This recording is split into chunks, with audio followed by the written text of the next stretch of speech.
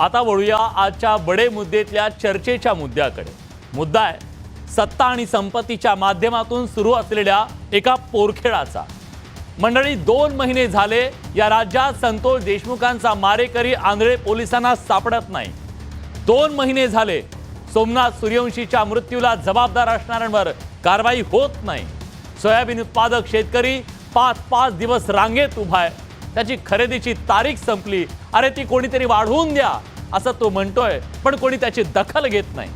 सामान्य माणूस तुम्ही आम्ही आपल्या छोट्या छोट्या गोष्टींसाठी व्यवस्थेचे उंबरे झिजवून मरतोय, घायकुतीला येतोय, पण व्यवस्थेच्या निबर कातडीवरची अवसाधी माशी हलत नाही। पण एका आमदार महोदयांचा पुत्र रुसतो काय? तो एका प्रायव्हेट विमानातून निघून जातो काय? मित्रांसोबत बँकॉकच्या ट्रिपवर निघतो, सोबत मित्र 8 दिवसापूर्वी दुबईहून आला, पुन्हा बँकॉकची ट्रिप कशासाठी म्हणून आमदार महोदय चिडतात, मुलाचं अपहरण झाल्याचं सांगतात, पोलिसांवर दबाव टाकतात, अपहरणाचा गुन्हाही दाखल होतो।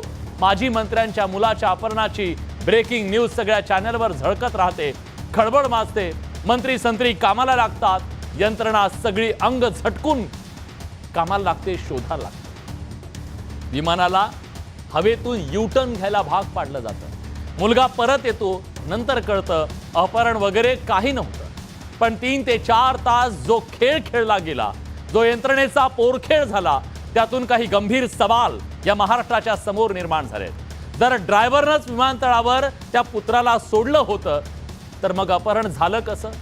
अपहरणाची कथा नेमकी रचली कोणी? विमान परत बोलवण्यासाठी अपहरणाचा हा बनाव केला गेला का?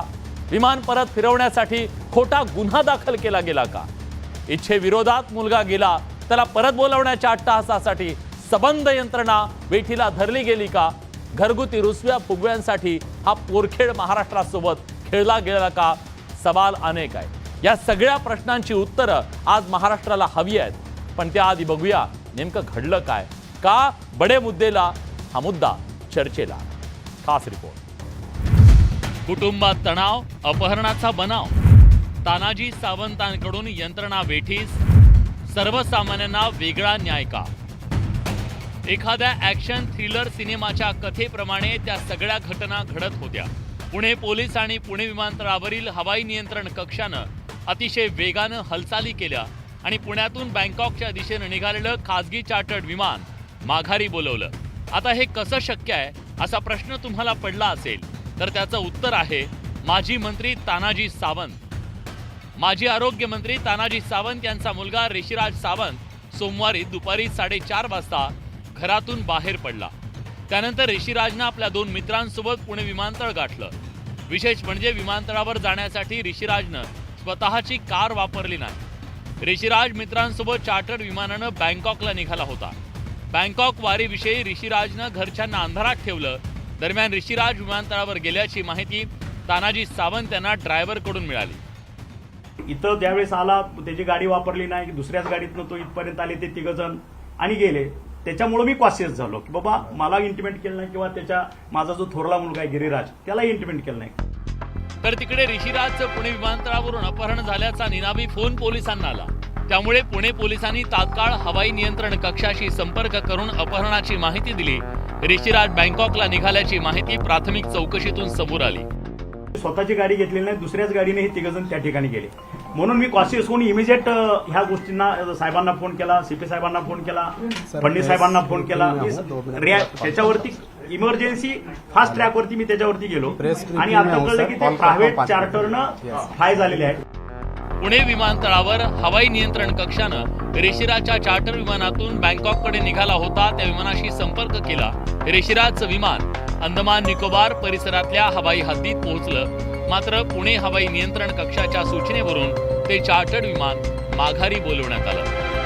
मुले लोक सर परत आलेले आहे, त्यांच्यासोबत जे आहे ते म्हणजे सुखरूप आहे। त्यांचे घरचे लोकांना थोडा रिलीफ मिळालेला आहे की म्हणजे आमचे मुलगा जे आहे ते परत आलेला आहे, आणि बाकी आता तपासून। पण यासाठी सगळे सरकारी नियम वाकवण्यात आले। ऋषिराज चार्टर विमानानं बँकॉकला गेल्याचं कळल्यानंतर तानाजी सावंतांच्या कुटुंबानं सिंहगड पोलिसात तक्रार नोंदवली। दरम्यान तानाजी सावंतांनी मुख्यमंत्री आणि केंद्रीय हवाई राज्यमंत्री मुरलीधर मोहोळांना फोन करून मुलाच्या अपहरणाची माहिती दिली। त्यानंतर सावंतांनी पुणे पोलीस आयुक्तालय गाठलं आणि पोलीस हवाई नियंत्रण यंत्रणा कामाला लागली. गैरवापर काहीच नाही. आम्ही त्या ठिकाणी पहिली पोलीस प्रशासनाची मदत घेतली आणि मग त्या ठिकाणी नंतर मुख्यमंत्री साहेबांची मुरल्या मोहळांची साहेब त्या ठिकाणी बोलले आणि मग त्यांनी त्या ठिकाणी जातीने लक्ष घालून पोलीस प्रशासनाच्या माध्यमातून त्यांना त्या ठिकाणी संध्याकाळी 9:30-10च्या सुमारास पुन्हा ते फ्लाईट जे बँकॉकला चाललं होतं ते एव्हिएशन रडार कंट्रोलनी त्यांनी ते ट्रेस केलं आणि पुन्हा संध्याकाळी 9:30-10 वाजता पुणे एअरपोर्टला आपले ते लँड झालं. फक्त त्या मुलाला अडवायचे एवढ्यासाठी सगळी पोलीस यंत्रणा कामाला लावणं गरजेचं होतं आणि त्यासाठी तानाजी सावंतांनी आपण सत्तेत असल्याचा, आमदार असल्याचा, आपल्याकडे पैसा असल्याचा या सगळ्या गोष्टींचा गैरवापर करत ताकदीने एक खोटी केस, तीही अपहरणाची केस दाखल करून घेतली आणि चेन्नईहून मुलाला परत आणले. बिझनेस डीलसाठी आपण बँकॉकला जात होतो असं ऋषिराजनं पोलिसांना सांगितलं, तर कुटुंबाला न सांगता बँकॉकला निघालेल्या ऋषिराजला माघारी आणण्यासाठी तानाजी सावंतांनी पोलीस आणि हवाई नियंत्रण यंत्रणेला वेठीला धरलं का? अशा प्रकारे यंत्रणेचा वापर कितपत योग्य आहे असा सवाल उपस्थित केला जातोय. चंद्रकांत पुंदे, न्यूज 18 लोकमत.